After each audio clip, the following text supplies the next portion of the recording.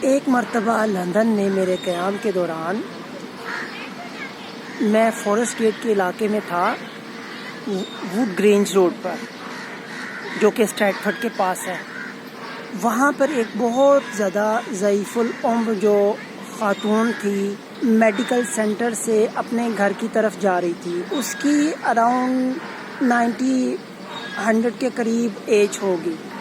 میں نے چاہا کہ سڑک پار کرتے ہوئے اس کی ہیلپ کروں، لیکن اس نے چاہتے ہوئے بھی میرے سے ہیلپ جو ہے وہ ڈینائی کر دیا، کیونکہ وہ یہ چاہتی نہیں تھی کہ میں اپنی لائف کسی اور پر ڈیپینڈ کروں۔ لہٰذا میں نے یہی بہتر سمجھا کہ اس عورت کی ہیلپ نہیں کرنی چاہیے، کیونکہ وہ سیلف ڈیپینڈنٹ ہی رہنا چاہتی ہے۔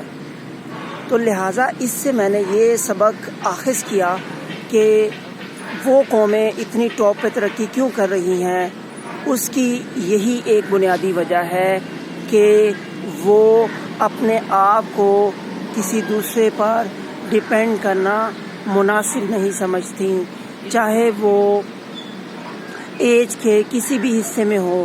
اور اس نے ایک اور بہت خوبصورت جواب مجھے کہا کہ آپ مجھے آج تو ہیلپ کر دیں گے، لیکن کل میری ہیلپ کون کرے گا؟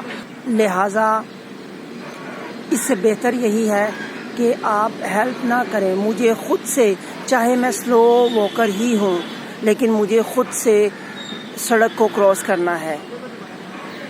تو امید ہے کہ اس سے جو میں نے میسج سمجھا وہ آپ بھی سمجھیں گے کہ جو ڈیولپڈ نیشنز ہیں وہ کیسے ترقی کرتے ہیں، وہاں کے جو لوگ ہیں ان کی سوچ جو ہے وہ کیا ہے۔ Thank you.